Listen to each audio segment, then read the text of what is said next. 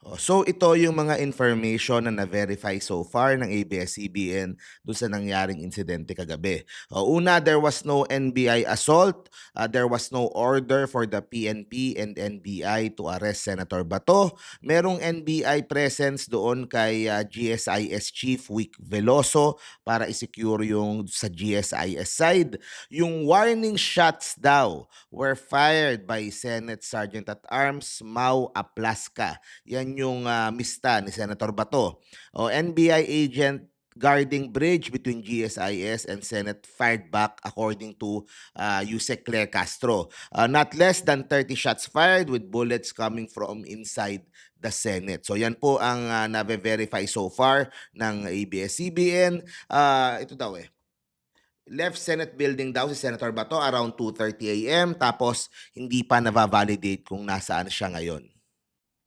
Kasabay po ito ng pagdating ng articles of impeachment mula Kongreso papunta dyan sa Senado. Ewan ko, yung timing, di ba? Talagang magdududa ka, bakit ngayon nangyari yung ganyan, nakaguluhan, kung kailan na dineliver ito pong articles of impeachment papunta dyan. Siyempre gusto natin matuloy kaagad yung trial. Baka madelay na naman dahil sa mga pangyayari na naganap na yan. Tapos idagdag mo pa yung misinformation na ginagawa ng ilan sa mga kampo ng DDS katulad nitong si Congressman Miao Miao.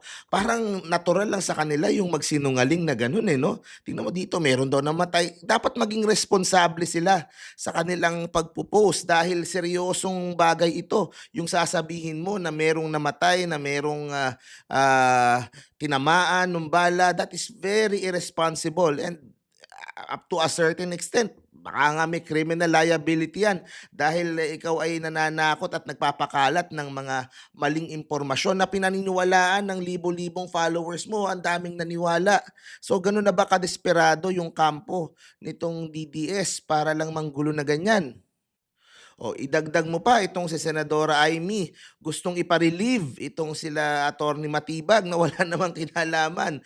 Doon sa siege kagabi, nandoon sila sa hotel. Meron silang fellowship na ginaganap, di ba? Parang ah, scripted ba o hindi ko maintindihan yung the level they will go to para po guluhin yung pong bansa at makatakas itong si Senator Bato at ma-delay yung impeachment. Nako, ibang level talaga. Duterte brand of politics talaga ang nagko-cause ng kaguluhan at destabilisasyon sa buong bansa. Ewan ko na lang kailan ba matatapos 'to. Diyos ko po, ituloy niyo na yung impeachment.